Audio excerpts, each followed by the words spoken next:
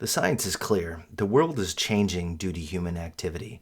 Over the last 50 years, billions of dollars has been spent to try to understand our complex and changing human and natural environment. There have been concrete and really monumental efforts at trying to slow humanity's effect on the planet. Nevertheless, estimates from 20 years ago that were considered worst case scenarios actually underestimate the effects that we are now witnessing in 2022.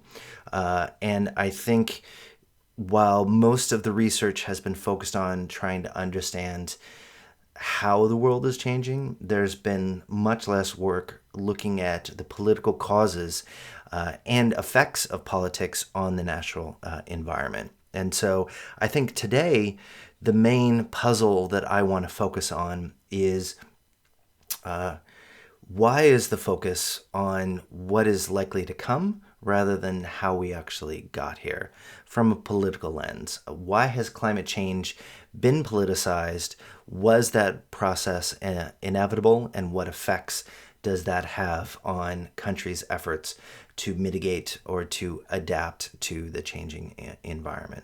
And these responses have varied both domestically and internationally. And in weeks 11 and 12 of this class, we'll delve into those issues in more detail.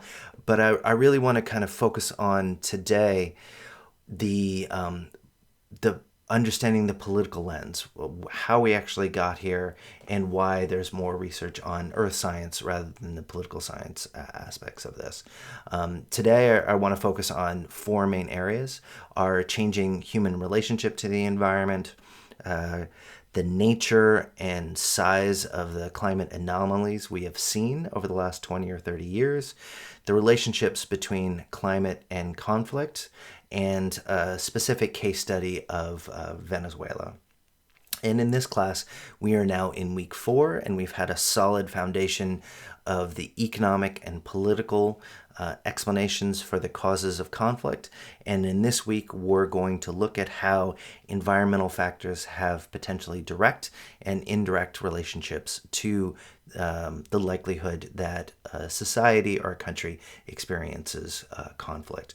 And what I want to focus on today is to give a bit of context, to try to understand where we are, where we've come from, and then we could potentially talk about where we're going. Because as part of the puzzle that I mentioned earlier, in this discussion of climate and conflict, but also broader climate effects on political society, a lot of the research is speculating about what's likely to happen in the future rather than try to understand where we've come from and the effects that we can actually measure on countries' likelihood of experiencing political violence over time, as well as how the discussion of climate change and political effects of climate change is something that's far from new. It's not something that we've just discovered over the last 5 or 10 years as these issues have become more salient with the Paris Climate Accord,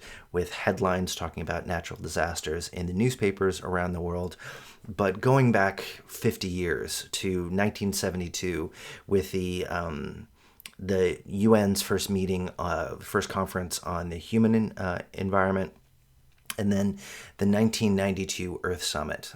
So after this video, I'm going to put in the playlist 2 brief snippets of video from the 72 Stockholm Human Environment Conference and the 1992 Earth Summit in Rio de Janeiro to provide hopefully a visceral idea about how political leaders from Indira Gandhi in 72 through to George Herbert Walker Bush in 92, along with Fidel Castro, all coming together to talk about the importance of recognizing our impact on the earth and how that could actually have an effect on human societies and the propensity of climate change. Why should we care all about this? I think these are the big issues that current and future generations are going to have to grapple with going forward, even more than me and other Gen Xers, let alone baby boomers. You are going to see the effects, and you're really going to have to reconcile what effect our day-to-day activity has on our environment, how new social, technological, political, economic characteristics of the society in which you live will help shape the impact we're going to have on our planet, and just what planet are we going to leave for future generations. We were given this unique set of human, animal, and environmental resources. How can we make sure that it can last going forward, and that we can be stewards of it for both the environment's interest as well as for our own self-interest? And that's why in this case I'm focusing on the extreme impacts on political violence, but there's of course a whole host of other political, economic, and social impacts that we're going to be talking about later on in the course. So let's go again and get started.